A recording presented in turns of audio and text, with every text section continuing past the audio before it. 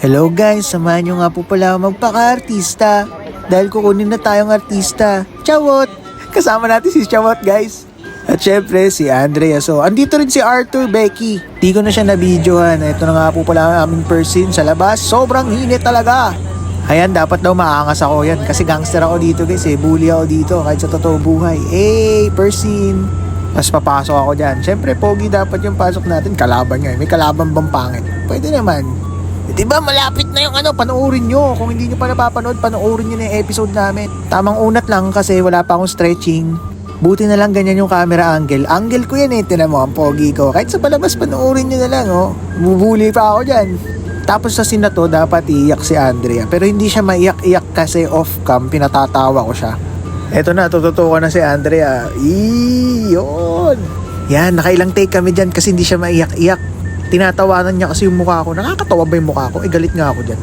Grabe, para akong manyak sa scene na to. Hahawakan ko kasi yung kamay niya. Yun, lumabas na ako sa frame. Tapos binibidyoan ko na lang sila. Kunwari, pogi talaga ako. Pero marami pang take to. Sobrang nakakapagod pala maging artista, no? Pero worth it naman yung pagod. Lalo pag napanood ko na yung sarili ko. In fairness, ang galing ko pala umacting. Ang yabang! Magpa-perform ka po ba dito? Hindi po. Maghahasik ng lagyan ha. Ito na yung next scene namin sa stage. Pagagalitan ko lang siya dito. Lahat ng episode na to guys, pinagagalitan ko lang si Chawot. Sorry na kung na-bad trip kayo. At eto nga pala yung mga scene ko, yung natutulog ako off-cam.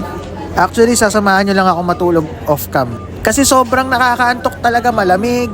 Tapos tuyo pa yung contact lens ko. Talagang inaantok talaga ako dyan. Hindi lang yung script yung kinakabisado ko dyan. Kinakabisado ko yung galaw ng camera kasi baka matutukan ako natutulog eh. Sabay in-game ulit sa actingan. Yay! Cheater yan sigar eh. Oh, tamo tatayo pa yan oh. Kunwari maangas. Maangas ka ba, Dol? Tukan tayo, charot. Low, misa pa talaga siya oh. Di nga cheater sigar. Kulit mo ah. Yabang mo talaga oh. Maangas sa mukha oh. Chawot.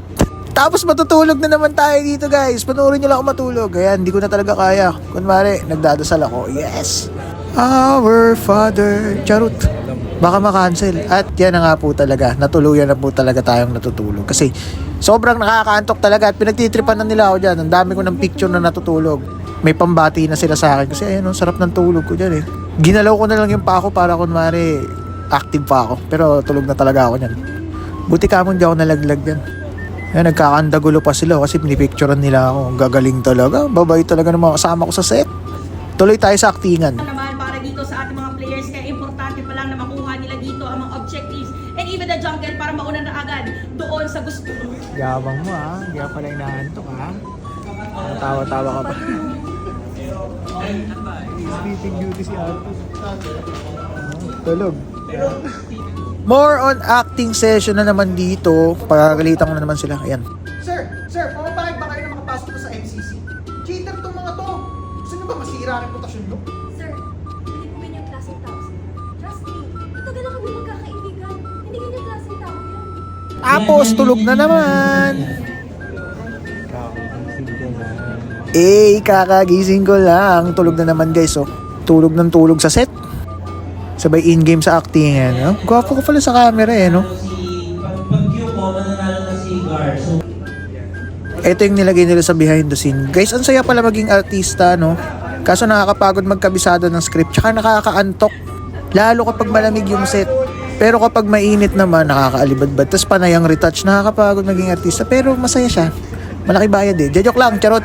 Kahit sa sandaling panahon, I was genuinely happy. Joke lang guys, 2 days lang kasi to kaya medyo bitin pero masaya naman yung mga nakasama ko.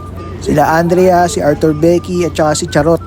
Si Prince Adrian. Ayan na, ang dami. Maraming salamat sa experience na to. Salamat sa day 1. At syempre magkita-kita tayo sa day 2. I-edit ko lang. Wait, tara na.